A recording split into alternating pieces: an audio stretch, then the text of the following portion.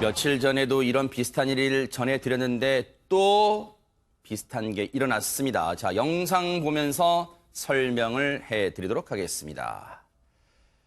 대전의 한 도로에요. 전동 킥보드가 어이고 지금 여자아이 정말로 아이고 세상에 얼마 애돼 보여요. 지금 바닥에 놔둔 겁니다. 부딪혔어요. 지금 주변에 있는 가족들 지금 다 뛰어나옵니다. 놀랐죠? 얼마나 놀란 가슴을 쓸어내렸겠어요. 근데 저 사람 뭐라고 합니다. 지금 저 전동 킥보드를 멈추고 아이 상태가 어떠니 물어봐야 되는데도 불구하고 몇 마디 주고받더니 현장을 떠납니다. 지금 엄마로 보이는 분 뛰어갑니다. 그런데 저 가족들 뛰어가는데 저 옆에 보세요. 환자복 입으신 분 주목해보세요. 저분 절뚝거리면서 뭔가를 뻗고 뛰어갑니다. 세상에 저 사람이요. 잠시 뒤에 환자복 입으심의 정체를 저희가 공개해 드릴게요. 오윤성 교수님. 이거는 지금 CCTV 상황만 봐도 정말로 나쁜 사람이에요, 저 사람. 네, 그렇습니다. 15일 7시 10분인데요. 네. 대전시 둔산동 도로에 아까 방금 보셨듯이 30대 남성이 전동 킥보드를 타고 갑니다.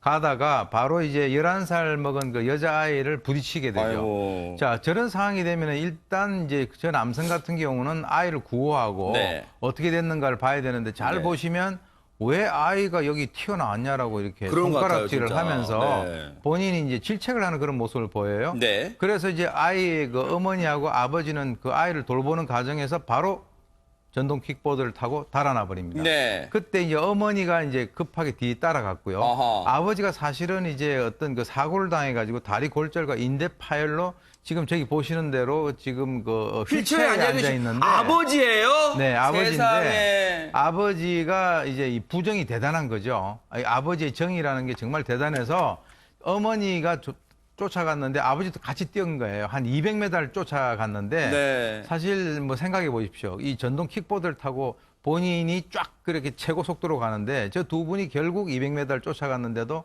잡지 못하고 말았습니다. 아, 저 진짜 아버지의 그 사랑 대단합니다. 이 아버님이요. 어떤 불의의 사고로 다리 골절 그리고 인대 파열된 상태에서 지금 앞서 보신 것처럼 휠체어에 앉아있는 상태 거기다가 수액까지 꽂고 있었는데요.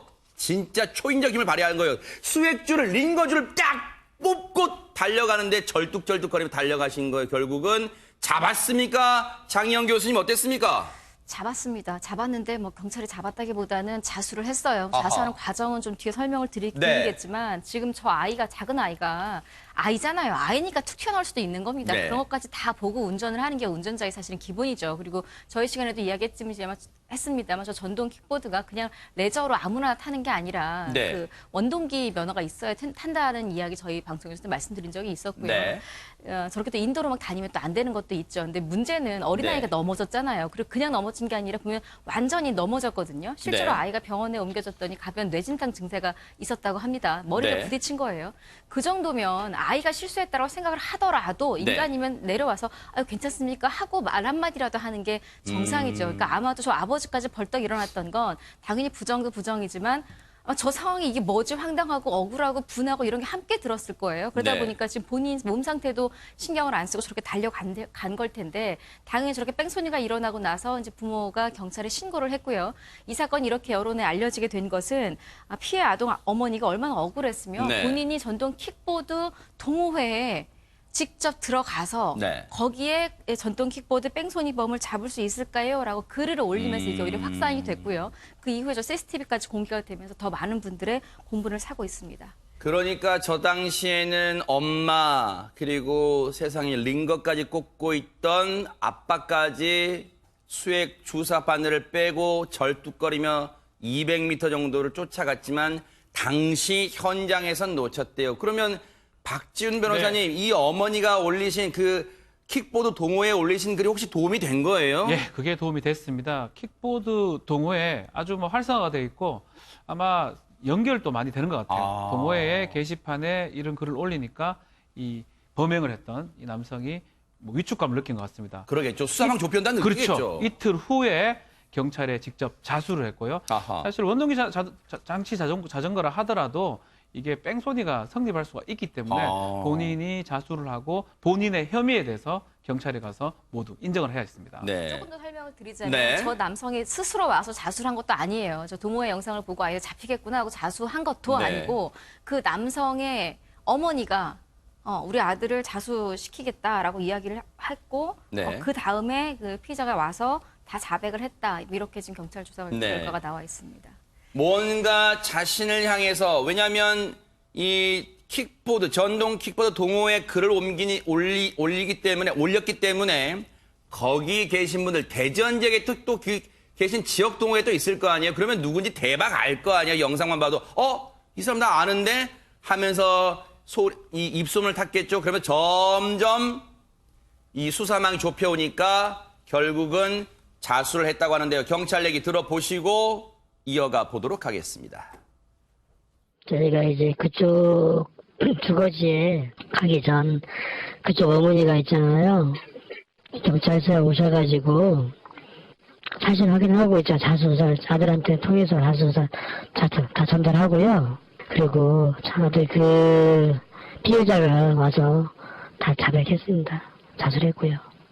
어쨌거나 자수서 전달해가지고 오게 되면은 피해자가 오게 되면 자수를 경찰에서 따로 연락해서 추적해라 말았죠. 그런 건 아니기 때문에 그 부분은 자수가 맞습니다.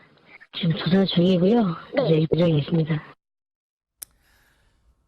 우리의 감정, 시청자분들의 감정상 이게 뭔 자수야 하겠지만 어쨌든 경찰은 또 법대로 이 사건을 처리했기 때문에 이건 또 법률상, 법적 절차로는 자수가 맞다고 뉴스파이터 제작진에게 설명을 해주고 있습니다. 그런데 최명규 원장님, 이 아이를 치고 달아났던 뺑소니 했던 이 남성이 35살 남성이에요. 근데 자기가 자기 휴대전화로 자수하면 되지 왜 엄마 통해서, 어머니 통해서 자수 의사를 밝혀요?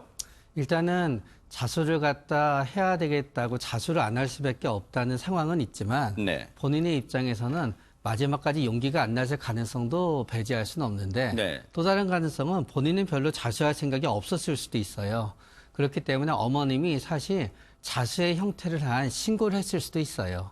그리고 그거는 이제 과거에 보통 이렇게 이루어지는 과정을 보다가 보면은 네. 뭔가 이런 일이 한 번은 아니더라고요. 네. 대부분은 제 추측이지만. 네. 그랬을 때 아마 과거에도 이런 식으로 아마 아들이 뭔가 작은 사고를 갖다 하고 문제를 일으키면은 어머니는 그게 어떻게 이렇게 넘어갈 수 있겠냐라고 얘기하고 아들이 잘 모르겠다고 불안해하면은 어머니가 자수의 형태로 아들을 갖다 아마 신고하는 게 과거에도 있었을 가능성도 배제할 수는 없어요. 네. 사실 이 전동 휠도 그렇고 며칠 전에 전해드렸던 그리고 지금 전동 킥보드도 그렇고요. 오윤성 교수님 사실 사회적으로 이거 문제가 되고 있다고 여러 차례 지적을 받고 있었던 상황이에요, 지금.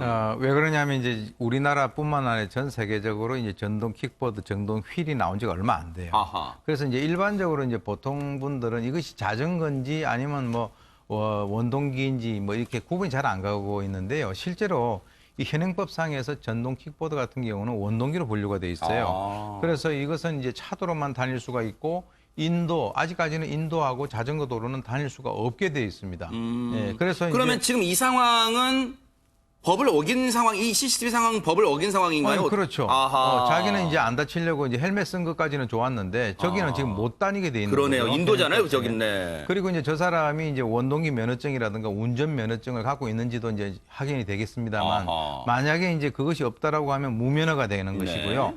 그리고 이번 같이 이제 운행 중에 보행자하고 충격 사고가 발생이 된다라고 했을 때 만약에 저런 식으로 이제 뺑소니 같이 저렇게 되면은 도로교통법이라든가 교통사고 처리 특례법에 의해서 지금 처벌을 받게 돼 있거든요. 네. 그러니까 사실 지금 최근 들어가지고 저런 그 사고들 또 심지어는 사망 사고까지 상당히 많이 발생을 하고 있는 그런 추세이기 때문에 네. 지금 저걸 타고 다니시는 분들이나 또는 주위에 있는 분들도 상당히 좀 조심을 하셔야 될 그럴 필요성이 있습니다. 네.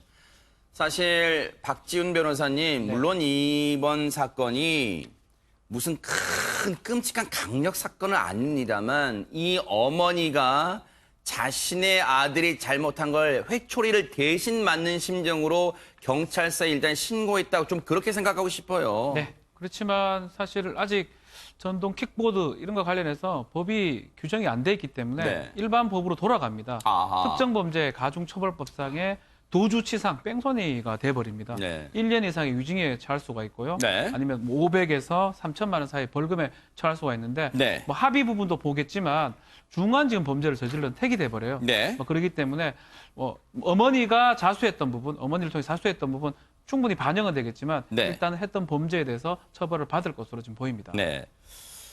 그 35살 이 남성은요. 지금 뭐 저 정도 다친 거 가지고 뭐 나라가 시끄럽고 그리고 뭐 뉴스파이터서 이런 거 다루냐 하겠지만요. 오히려 이번 사고로 이번 경찰에 입건되는 걸 천만다행으로 생각하세요. 이런 사고로 뺑소니를 치는 그런 의식이 만약에 걸리지 않았다 생각해 보세요. 더 큰 범죄로 이어질 수 있었다는 거 생각해 보면 오싹합니다. 법의 처벌을 받기 바랍니다.